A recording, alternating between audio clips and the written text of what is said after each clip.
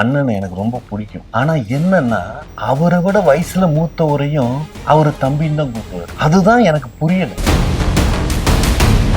எல்லா பயிலுமே இங்கிலீஷ் பேச ஆரம்பிச்சிட்டான். அவருக்கு இங்கிலீஷ் வராதுங்கிற ஒரே காரணத்துக்காக அவர் தமிழை புடிச்சு இன்னமும் தொங்கிட்டு இருக்காரு. எங்க தலைவர் மேல அபாண்ட பலி சுமத்துறதுக்கு காத்துக்கிட்டு இருக்கானுங்க. கோழி பலி ஆடு பலியா சார்? தேர்தலில் நிக்க கூடாதுங்கிறதுக்காக திட்டமிட்ட சதிகள் நடந்து கொண்டிருக்கிறது. தேர்தலில் நிக்க முடியலன்னா ஒரு சேரை போட்டு உட்கார சொல்லுங்க. எங்க தலைவன் மேல எஃப்ஐஆர் ஃபைல் பண்ணி தேர்தலே நிக்க முடியாது அப்படிங்கறத பிரகடனப்படுத்த போறாங்க. அவரே சார் பிரெக்னென்ட் ஆகணும். சின்ன நீ கூட நின்னாங்கன்னா எவ்வளவு கான்பிடென்ட் வரும் தெரியுமா? நான் ஏன் சார் அவங்க பக்கத்துல நிக்கணும்? அப்புறம் விஜய் சண்டைக்கு வந்துருவாரு. எங்க அண்ணனோட பலம் ஒரு திரிஷா. வாழைப்பழமா முந்திரி பழமா? இந்த எலெக்ஷன்ல ஜெயிச்சு கையெழுத்து என்னவா போடுவீங்க? பெரிய அண்ணியோட டிவோர்ஸ் கையெழுத்து தான் ஃபர்ஸ்ட் கையெழுத்து. சீமான் யாரு?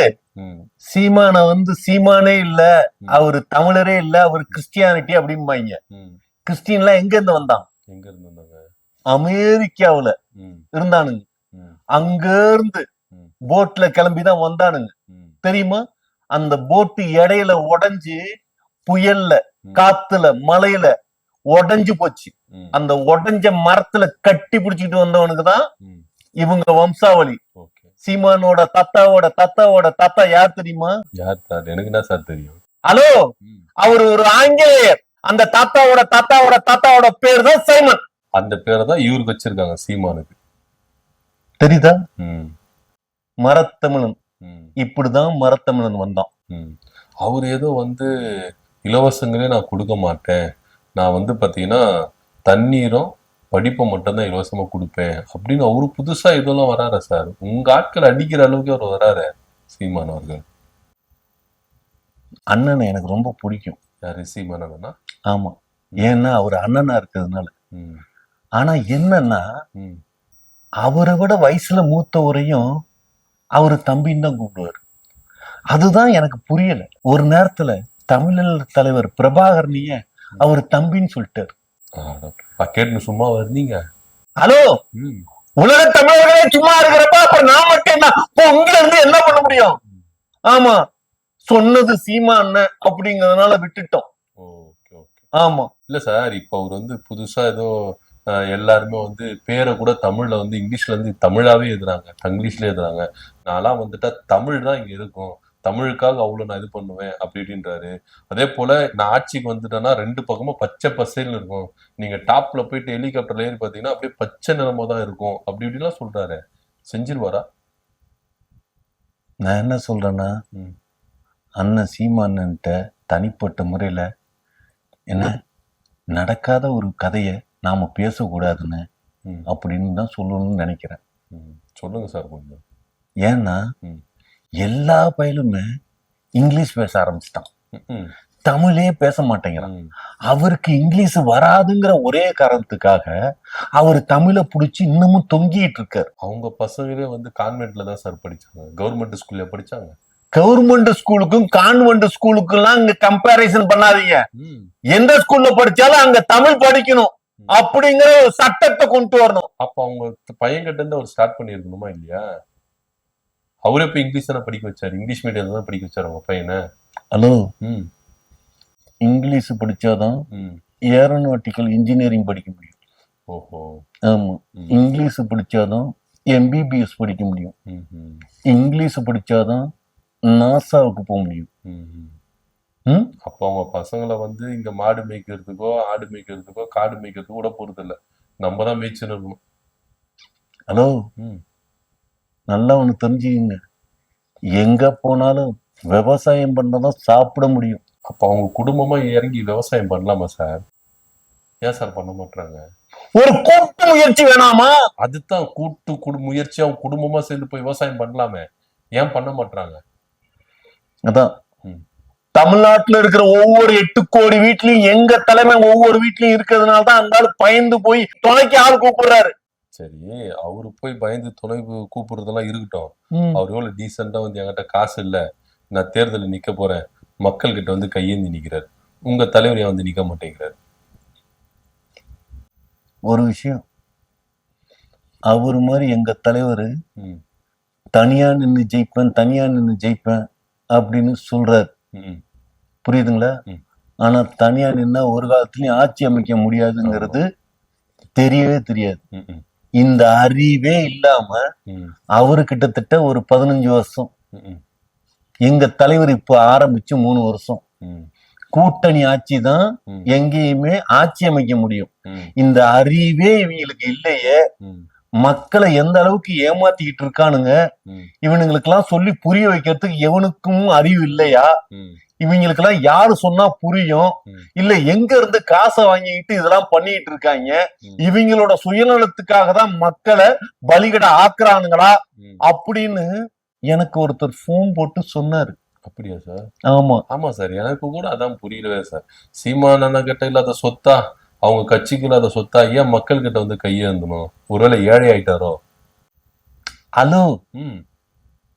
ஏழை ஆயிட்டாரா? சீமான் அவர்கள் ஏழா இருந்தனால சார் மக்கள் கிட்ட வந்து காசு கேட்கிறாரு, எலெக்ஷன்ல நிக்கிறதுக்கு காசு கொடுங்கன்னு.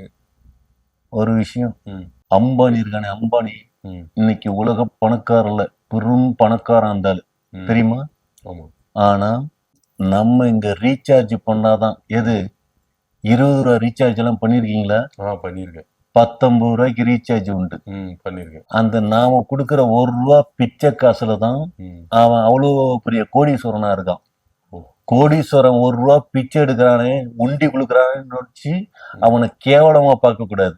சரி. உண்டி குளுக்கறதுக்கு ரெடி ஆகுறானே, அந்த தைரியத்தை பாராட்டணும். அப்போ சீமானுக்கு தைரியம் வந்துருச்சு உண்டி கொடுக்கறதுக்கு. ஹலோ, ம்.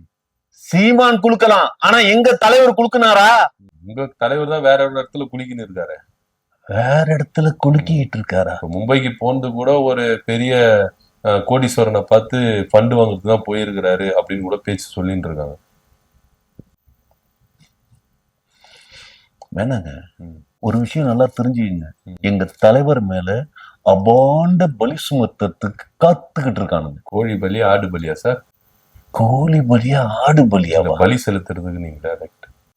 ஹலோ, ம். நான் சொல்றது தேர்தல்ல நிக்க கூடாதுங்கிறதுக்காக திட்டமிட்ட சதிகள் நடந்து கொண்டிருக்கிறது. அது பாஜக காரரும் திமுக காரரும் 2 பேரும் ஒண்ணா சேர்ந்து பண்றாங்க தெரியுமா? ஏன் இவ்வளவு மூச்சு பிடிச்சு பேசுறீங்க? தேர்தல நிக்க முடியலன்னா ஒரு சேரை போட்டு உட்கார சொல்லுங்க. யார போட்டு உட்கார சொல்லுங்களா? ம். ஹலோ, ம். எங்க தலைவன் மேல எஃப்ஐஆர் ஃபைல் பண்ணி ம். தேர்தலே நிக்க முடியாது அப்படிங்கறத பிரகடனப்படுத்த போறானுங்க. அவர் ஏன் சார் பிரெக்னென்ட் ஆகணும்? அவரு ஏன் சார் பிரெக்னன்ட் ஆகணுமா? ம். ஹலோ, ம். அது பிரெக்னன்ட் இல்ல, ம். பிரகடனம். சரி, அதெல்லாம் இருக்கட்டும். ம். ஏன் உங்க தலைவர் 234 தொகுதியில விட்டுட்டு பெரம்பூர்ல தான் நிப்பேன் அப்படின்னு அடம் பிடிக்கிறாரு? தெரியாதா? தெரியாது. ம்? ஒரு விஷயம், ம். தமிழக அரசியல்ல ம். அந்தந்த சமுதாய ஓட்டு, அந்தந்த ஜாதி ஓட்டு, அந்தந்த மத ஓட்டு, இதெல்லாம் வாங்க முடியலன்னா தோத்துருவாங்க. ம். தெரியுமா? ஆமா. அதுக்காக தான் எங்க தலைவர் பெரம்பூர்ல நிக்கிறார். பெரம்பூர்ல நின்னு பெரம்பாலே அடி வாங்க போறாரு. பெரம்பால் அடி வாங்க போறாரா? ம். ஹலோ, ம். அங்க இருக்கிற முக்காவாசி பேரு கிறிஸ்டின். ஆக்சுவலா எங்க தலைவர் ஜமீன் பல்லவாரத்துல தான் நிக்கணும். ம். அங்கதான் பெரிய சர்ச்சு கட்டுறானுங்க. ம். ஆனா அதை விட்டுட்டு பெரம்பூர்ல நிக்கிறாரு. ம். ஏன்? ஏன்? ஜமீன் பல்லவாரங்கிறது பள்ளமா இருக்கு. ம். புரியுதுங்களா? ம். பெரம்பூருங்கிறது மேல இருக்கு. சார், பெரம்பூர் ஜமீன் பல்லாவரத்தை விட இன்னும் பள்ளத்துல தான் சார் இருக்கு. லைட்டா மழை பெஞ்சாலே அவ்வளவு தண்ணி வந்து நிக்குது. இன்னும் ஒரு அதுல பாதாளத்துக்குள்ளதான் போக போறாரு விஜய். ஹலோ, ம். தாம்பரத்துல இருந்து கிளம்பி போறப்ப பல்லவாரம் தானே கீழே வருது, அதுக்கப்புறம் பெரம்பூர் வருது. அப்ப அப்படி பார்த்தா ஃபர்ஸ்ட்ல வர பல்லாவரத்துல தான் நிக்கணும். ஏன் பெரம்பூர்ல லாஸ்ட் வந்து நிக்கிறாரு? லாஸ்ட்ல வந்து நிக்கிறாரா? ஓ, லாஸ்டா வந்து நிக்கிறது. ஹலோ, மேல. ஐயோ, ம். இப்ப எங்க நின்ன என்ன? எங்க தலைமை எங்க நின்றாலும் ஜெயிப்பான். போதுமா? பாத்ரூம்ல நின்னா ஜெயிப்பாரா? பாத்ரூம்ல நின்னாவா? ம். புரியல. ம். நான் என்ன சொல்லி வர்றேன், இல்ல எங்க நின்னாலும் ஜெயிப்பாருன்றீங்களா? பாத்ரூம் நின்னாலும் ஜெயிப்பாரா? முச்சந்தில நின்னா ஜெயிப்பாரா? என்னங்க ம். நீங்க என்னையே கலாய்க்கலாம், ஆனா என் தலைவனை கலாய்க்கிற வேலை வச்சுக்காதீங்க. சார் நான் உங்களை கலாய்க்கவே இல்லையே. எது பாத்ரூமும் முச்சந்தி இங்க நின்னு பிச்சை எடுக்கிறமா? இப்போ ஆல்மோஸ்ட் அப்படிதான் சார் வந்துட்டீங்க. கான்பிடண்டா இருங்க, கான்பிடண்டா இருங்கன்னு சொன்ன விஜய்க்கு கான்பிடென்ட்டே இல்ல. எல்லார்கிட்டயும் இப்ப கையேந்த ஆரம்பிச்சிட்டாரு. ஹலோ, ம். சின்ன அண்ணி கூட நீங்க நின்னு பார்க்கல. ம். அந்த சின்ன அண்ணி கூட நின்னாங்கன்னா எவ்வளவு கான்பிடென்ட் வரும் தெரியுமா? நான் ஏன் சார் அவங்க பக்கத்துல நிக்கணும்? ஹலோ, அப்புறம் விஜய் சண்டைக்கு வந்துருவாரு. நான் சொல்றது ஒரு ஜெயலலிதாவோட பலம், ஒரு சசிகலா தெரியுமா? ஆமா. அது மாதிரி எங்க அண்ணனோட பலம் ஒரு திரிஷா. வாழைப்பழமா முந்திரி பழமா? வாழைப்பழமா முந்திரி பழமா? இல்ல உங்க அண்ணனுடைய பழம் திரிஷானா என்ன பழம்? ஹலோ, நான் பலம்னு சொன்னது இந்த பலம், வாழைப்பழம் இல்ல. ஓ, இந்த பலமா? பலம் அப்படிங்கிறது பழம் அப்படிங்கிறதுக்கு வித்தியாசம் இருக்கு. தமிழ கொலை பண்றது மாதிரியே பேசிட்டு இருக்கீங்க. என்னத்த சொல்றது சார்? உங்க பலம் அதெல்லாம் இருக்கட்டும் சார். தமிழ்நாடு இப்போ ரொம்ப நல்லா தானே சார் இருக்கு. இதுல உங்க தலைவர் வந்து என்னத்தான் சார் செய்ய போறாரு? இப்போ நல்லா சூப்பரா தான் சார் போயிட்டு இருக்கு. எது சூப்பரா போயிட்டு இருக்கு? நல்லா இருக்குன்னா அந்த ஊர்ல ஏன் எலெக்ஷன் கொண்டு வரணும்? 5 வருஷத்துக்கு ஒரு முறை எலெக்ஷன் நடத்தி தான் சார் ஆகணும். ஏன் அதை மாத்த கூடாதா? நல்லா இருக்குன்னு முடிஞ்சதா? வேணாம்ப்பா விடுப்பா, எலெக்ஷனே வேணாம்ப்பா, நல்லாதான்ப்பா இருக்குது அப்படின்னு எல்லாரும் முடிவு மக்கள் தானே முடிவு பண்ணும். அப்ப மக்கள் என்ன நினைக்கிறான், என்ன வேணும்னு நினைக்கிறான்? என்ன வேணும்னு நினைக்கிறாங்க உனக்கு தெரியுமா? திமுக காரன் ஆட்சியில எந்த கோடை காலத்திலயும் மழையே பெய்யாது சார். கோடை காலத்துல திமுக ஆட்சின்னு இல்ல, எந்த ஆட்சி வந்தாலும் மழை பெய்யாது சார். கோடை காலனால இது வந்து வெயில் தாக்கம் தான் சார் அதிகமா இருக்கும். அதான் எந்த ஊர்ல இருக்கீங்க? இப்போ ஒரு 2 நாளைக்கு முன்னால மழை ஊத்துன்னு ஊத்துச்சு. ஏன் தெரியுமா? ஏன்?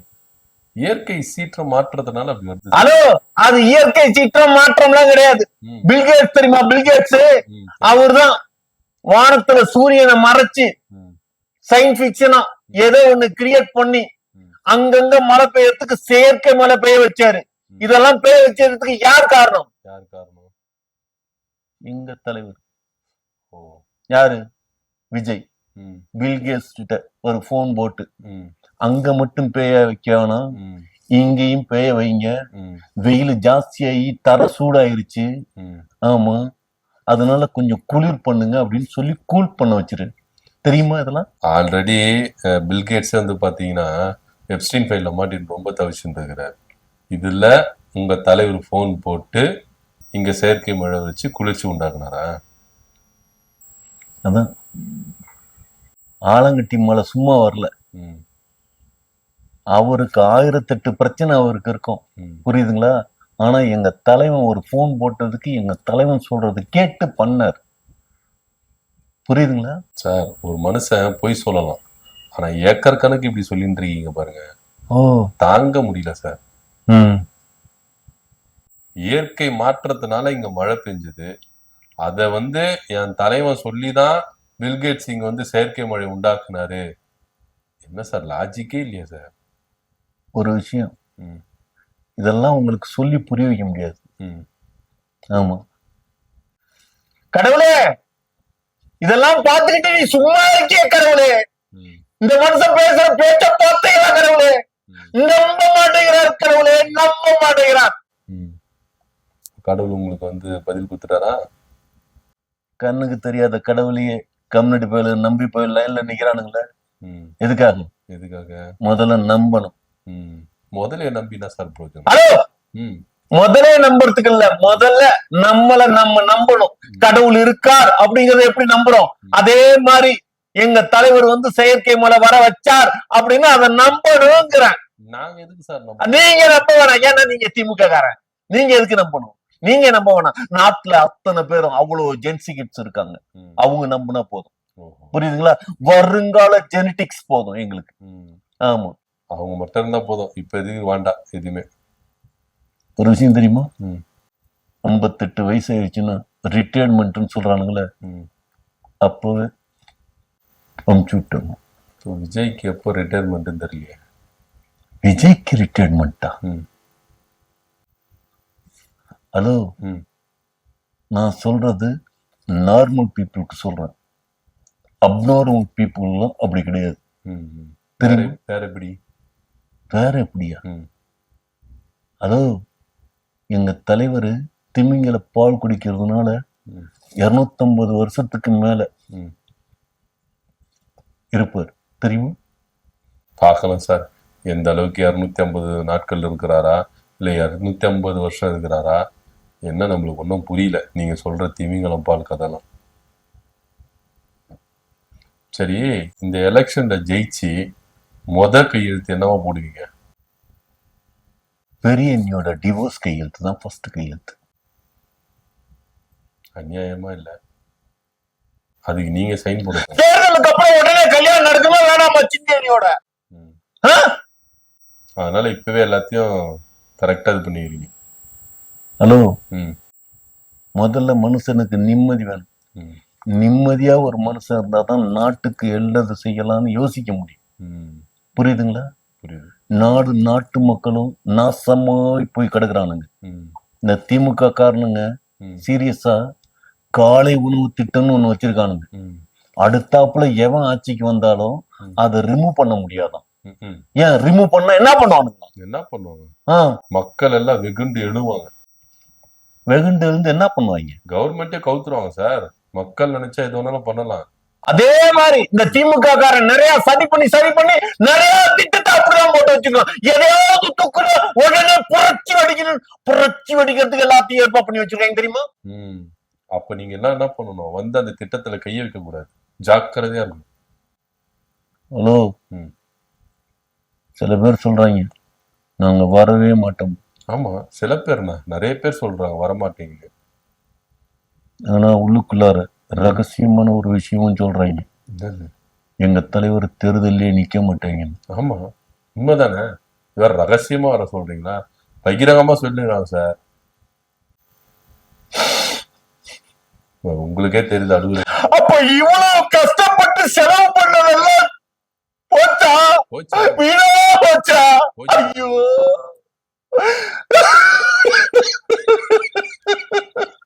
நானே இப்படி அழுவுறேனே, என் தலைமை எப்படி அழுவான்? சார், நீங்க தான் சார் அழுதுன்னு இருக்கணும். உங்க தலைவர் உங்க சின்னனி கூட ரொம்ப ஜாலியா சிரிச்சுட்டு இருக்காரு. அழலாம் மாட்டாரு அவரு. பார்த்தீங்களா? எனக்கு கட்டி முடிச்ச அலுவலகத்துக்கு ஒரு அனாதை அடிக்கிறேன் யாரும் இல்லாம. ஆனா தலைவருக்காவது ஒன்று அந்நியாவது இருக்காங்களே, அதை நினைச்சு நான் சந்தோஷப்பட்டிருக்கிறேன். உங்களுக்கு இல்லைன்னு ரொம்ப கஷ்டப்படுறீங்க போல இருக்கு. ஹலோ, ம், எனக்கு இல்லைன்னு கஷ்டப்படுறதை விட ம். தலைவருக்கு இருக்கேன்னு சொல்லி சந்தோஷப்படுறேன். சந்தோஷப்படுற மாதிரி தெரியலையா? பொறாமப்படுற மாதிரி தெரியல. சந்தோஷம் தானே படுறேன். சிரிச்ச உடனே சந்தோஷம் அப்படின்னு நாங்க ஏத்துக்கணும்ல. அப்புறம் ம் மனிதன் துக்கமா இருக்கிறப்பதான் அழுவான், ம் சந்தோஷமா இருக்கிறப்ப சிரிப்பான். தெரியுமா? ம் ஆ. நல்லா இருக்கு.